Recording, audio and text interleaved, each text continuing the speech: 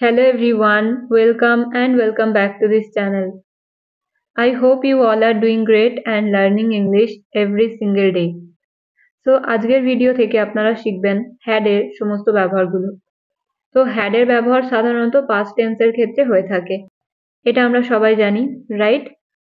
তো চলুন দেরি না করে আজকের ভিডিওটা শুরু করা যাক। তো এই ভিডিওটা থেকেও কিন্তু আপনারা অনেক ধরনের সেন্টেন্স স্ট্রাকচার শিখতে চলেছেন। সো ভিডিওটা স্কিপ করলে চলবে না, একদম প্রথম থেকে শেষ পর্যন্ত দেখুন যাতে প্রতিটা সেন্টেন্স স্ট্রাকচার আপনারা খুব ভালোভাবে বুঝে যান। Now let's jump into the video. So first হলো হ্যাড এর ব্যবহার। হ্যাড আমরা ব্যবহার করে থাকি আমাদের কাছে কোনো কিছু ছিল অর্থে, রাইট? আমরা হ্যাভ এর ব্যবহার করে থাকি আমাদের কাছে কোনো কিছু আছে বোঝাতে, আর হ্যাভ এর পাস্ট ফর্ম হলো হ্যাড, রাইট? সো আমাদের কাছে পাস্টে কোনো কিছু ছিল বোঝাতে আমাদের হ্যাড ইউজ করতে হবে। যেমন যদি আমি বলি আমার একটা গাড়ি ছিল, তাহলে সেন্টেন্সটা হবে I had a car. I had a car. তার টাকা ছিল, হি হ্যাড মানি।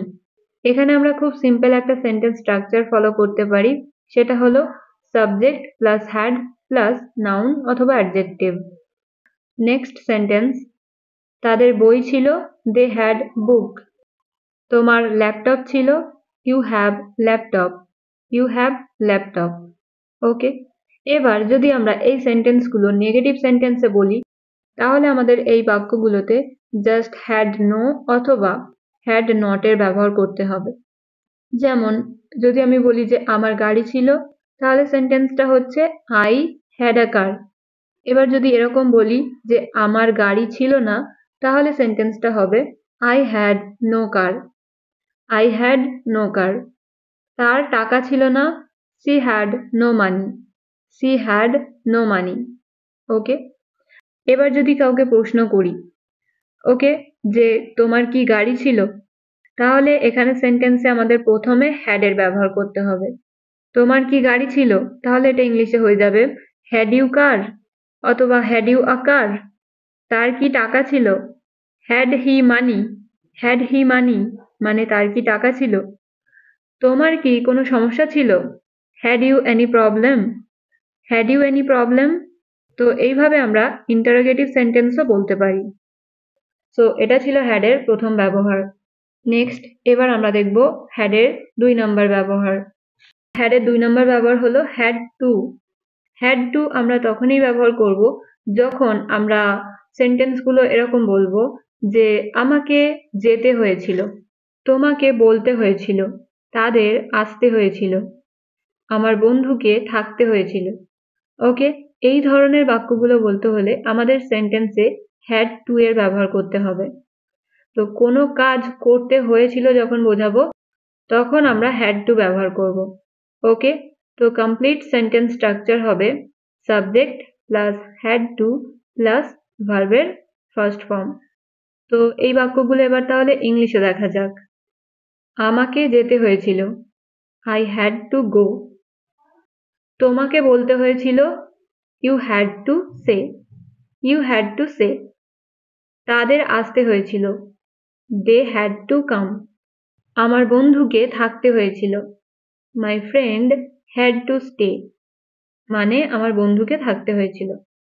তো এবার যদি এই সেন্টেন্সগুলো আমরা নেগেটিভ সেন্টেন্সে বলতে চাই, তাহলে আমাদের সেন্টেন্সে ডিড নট হ্যাভ এর ব্যবহার করতে হবে। ওকে, যেমন আমাকে যেতে হয়নি, I did not have to go. আমাকে কাজটি করতে হয়নি, I did not have to do the work.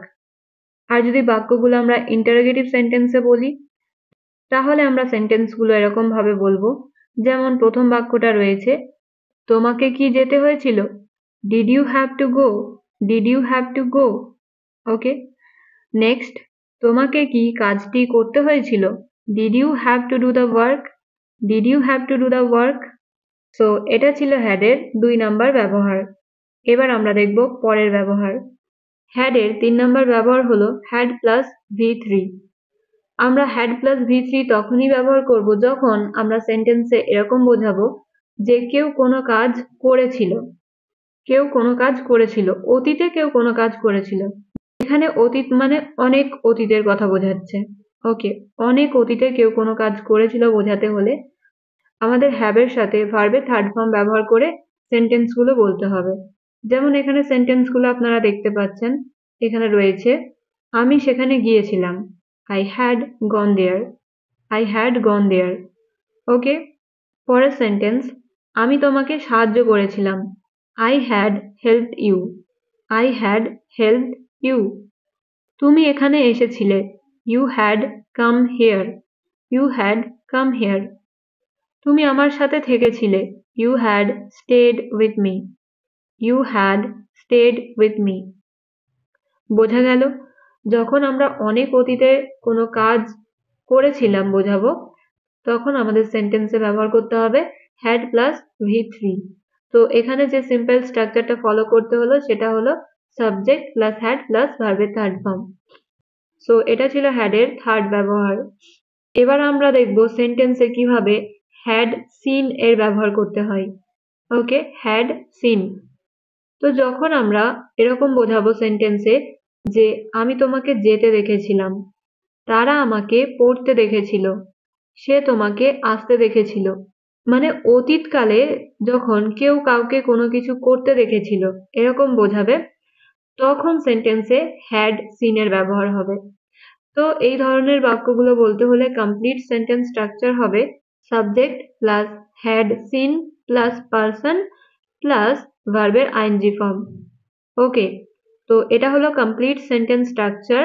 এই স্ট্রাকচারটা দিয়ে এই ধরনের বাক্যগুলো খুব সহজেই বলা যায়। যেমন প্রথম বাক্যটা রয়েছে আমি তোমাকে যেতে দেখেছিলাম। ওকে, তাহলে এই বাক্যটা ইংলিশে হবে I had seen you going. তারা আমাকে পড়তে দেখেছিল, they had seen me reading, they had seen me reading. সে তোমাকে আসতে দেখেছিল, he had seen you coming. আমি তোমাকে খেলতে দেখেছিলাম, I had seen you playing. তো এবার যদি এই সেন্টেন্সগুলো আমরা নেগেটিভ সেন্টেন্সে বলি, তাহলে আমাদের সেন্টেন্সে জাস্ট হ্যাড এর পরে নট ব্যবহার করতে হবে। যেমন আমি যদি বলি যে আমি তোমাকে যেতে দেখিনি, আমি তোমাকে যেতে দেখিনি, তাহলে সেন্টেন্সটা ইংলিশে হবে I had not seen you going, I had not seen you going. আমি তোমাকে খেলতে দেখিনি, I had not seen you playing, I had not seen you playing. So এইভাবে আমরা এই স্ট্রাকচারটা দিয়ে এই ধরনের বাক্যগুলো ইংলিশে বলতে পারি। হ্যাড এর পরের ব্যবহারটা হলো had been made. Had been made আমরা তখনই ব্যবহার করব যখন আমরা সেন্টেন্সে এরকম বোঝাবো যে কাউকে কিছু বানানো হয়েছিল। যেমন আমি যদি বলি আমাকে টিচার বানানো হয়েছিল, তোমাকে নার্স বানানো হয়েছিল, তাকে গায়ক বানানো হয়েছিল। ওকে, তো এই ধরনের বাক্যগুলো বলতে হলে আমাদের সেন্টেন্সে হ্যাড বিন মেড এর ব্যবহার করতে হবে। তো এই ধরনের বাক্যগুলো বলতে হলে কমপ্লিট সেন্টেন্স স্ট্রাকচার হবে subject plus had been made plus noun অথবা অ্যাডজেক্টিভ। যেমন প্রথম বাক্যটা রয়েছে আমাকে টিচার বানানো হয়েছিল, I had been made a teacher. তোমাকে নার্স বানানো হয়েছিল, You had been made a nurse. তাকে গায়ক বানানো হয়েছিল, He had been made a singer, He had been made a singer. ওকে, আর যদি এই সেন্টেন্সগুলো আমরা নেগেটিভ সেন্টেন্স হিসাবে বলি, তাহলে এখানেও সেম, জাস্ট আমাদেরকে সেন্টেন্সে হ্যাড এর পরে নট ব্যবহার করতে হবে, আর পুরোপুরি স্ট্রাকচার কিন্তু সেমই থাকবে। যেমন আমাকে টিচার বানানো হয়নি, I had not been made a teacher.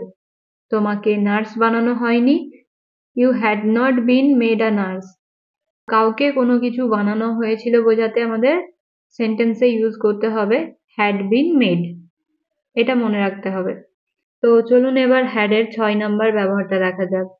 এখানেও রয়েছে had been made, বাট এখানে কিন্তু আমাদের had been made এর সাথে ভার্বের আইএনজি ফর্ম ব্যবহার করতে হবে। আর যখনই আমরা had been made এর সাথে ভার্বের আইএনজি ফর্ম ব্যবহার করব তখনই কিন্তু সেন্টেন্সের অর্থ আলাদা হয়ে যাবে। যেমন যদি আমি বলি যে আমাকে দিয়ে কাজটি করানো হয়েছিল, তাহলে সেন্টেন্সটা ইংলিশে হবে I had been made to do the work, I had been made to do the work. তাকে দিয়ে ঘরটি পরিষ্কার করানো হয়েছিল. He had been made to clean the room. He had been made to clean the room. Okay, clear? তো এখানে sentence স্ট্রাকচারটা খুবই ইজি. জাস্ট আমাদেরকে সাবজেক্ট, তারপরে হ্যাড বিন মেড এবং সবথেকে শেষে ভার্বের আইএনজি ফর্ম বসাতে হবে. তাহলেই আমরা সহজে এই ধরনের বাক্যগুলো বলতে পারবো. One more example. তাকে দিয়ে খাবার রান্না করানো হয়েছিল. তাহলে সেন্টেন্সটা হবে she had been made to cook the food. She had been made to cook the food. Okay, clear? তো ফ্রেন্ডস, এই ছিল আজকের ভিডিও. এই ভিডিওতে আমি প্রায় আপনাদের সাথে হ্যাডের 6 ধরনের ব্যবহার দেখালাম, রাইট? সো আশা করছি ভিডিওটা আপনাদের জন্য ইউজফুল হবে. So yeah, thank you so much for watching. Stay happy and keep learning.